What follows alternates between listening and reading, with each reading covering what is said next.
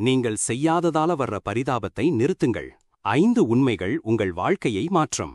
நம்ம வாழ்க்கையில் நான் இத செய்யலையே, அதுக்கான நேரம் போயிடுச்சு, இப்ப யாரு என்ன சொல்லுவாங்க, இப்படி மனசுக்குள்ள 1000 கேள்விகள். இவைதான் நம்ம வாழ்க்கைய கவலைப்பட வைக்கும் பரிதாப கவலைகள்.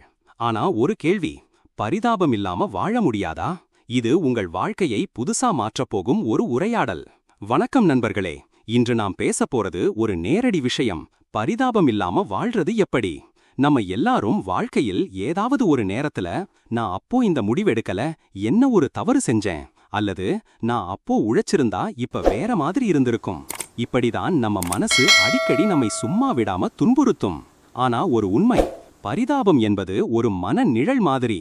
அது கடந்ததை மட்டும் நினைவுபடுத்தும், நம்மை முன்னாடி கொண்டு போகாது. நம்ம கையில் இருக்கிற முக்கியமான விஷயம் இப்போ இந்த நொடியில் நாம் என்ன பண்ணுறோம் என்பதுதான். நம்ம கடந்த கால தவறுகளை ஒரு புத்தகம் மாதிரி படிக்கலாம், ஆனா அதிலேயே நம்ம வாழ்க்கையை முடிச்சுக்க கூடாது. நீங்க இன்று ஒரு வேலையை செய்ய வேண்டும் என்று தோணுது. அது படிப்பு இருக்கலாம், ஒரு தொடர்பை திருப்பி பார்க்கிற முயற்சி இருக்கலாம், ஒரு கனவு இருக்கலாம். நாளைக்காக ஒதுக்காம இப்போ செஞ்சீங்கன்னாதான் பரிதாபம் இல்லாம வாழ முடியும். பரிதாபம் வராத வாழ்க்கைன்னு சொல்ல முடியாது, ஆனா அது நம்ம வாழ்க்கைய ஆழ முடியாத மாதிரி வாழதான் நாம தெரிஞ்சுக்கணும். நம்ம வாழ்க்கை ஒரு புத்தகம் மாதிரி. அதில சில பக்கங்கள் புரியாம இருக்கலாம், சில பக்கங்கள் கிழிஞ்சு போயிருப்பது போலும் தோணும். ஆனா கதைய முடிக்கிற அதிகாரம் நம்ம கையில தான் இருக்கு. 1. தவறுகள் எல்லாம் சாசனங்கள் தான், தண்டனையா இல்ல. ஒவ்வொரு தவறும் ஒரு பாடம். அதை படிப்பதை விட பழகுவது முக்கியம். ஒருவர் சொன்னார், நான் வெற்றியடைந்தது என் தவறுகள் மூலம்தான். 2. நம்மால மட்டுமில்ல, எல்லாராலும் தவறு நடக்கும். எல்லாரும் பரிதாபத்தை ஆளாகி இருக்காங்க, பெரியோர்களும் வெற்றி அடைந்தவர்களும். ஆனால் அவர்கள் அந்த பரிதாபத்தை செயலாக மாறச் செய்தார்கள்.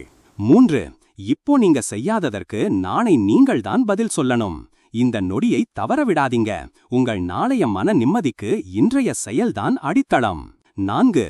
நீங்க எதையாவது தொடங்கினீங்கன்னா அது பெரிய வெற்றிதான்.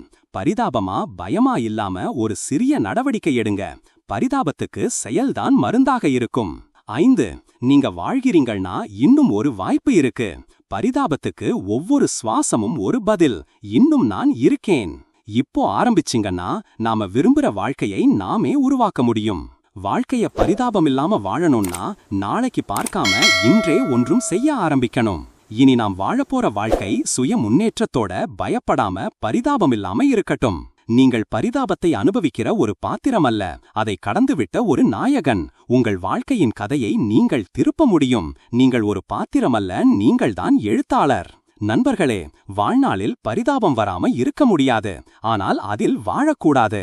நீங்கள் இப்போ செய்யக்கூடிய ஒரு செயல்தான் நாளை பரிதாபத்தை அழிக்கக்கூடிய ஒரே சாத்தியம். இப்போயே ஒரு முடிவெடுங்க. செயலா பரிதாபமா? மனதில் ஒன்னா வச்சுக்குங்க. இனி பரிதாபமில்லாத வாழ்க்கைதான் என் வாழ்க்கைதான். வாழ்த்துக்கள் நண்பர்களே. இதே மாதிரியான உண்மை உணர்வுகளை எடுத்துரைக்கும் வீடியோக்களுக்கு லைக் செய்யுங்கள், ஷேர் செய்யுங்கள், சப்ஸ்கிரைப் செய்யுங்கள். உங்க நண்பர்களோட இந்த உண்மைய பகிருங்க. உங்க வாழ்க்கை மட்டுமில்ல, இன்னொருவருடைய வாழ்க்கையையும் இது மாற்றலாம்.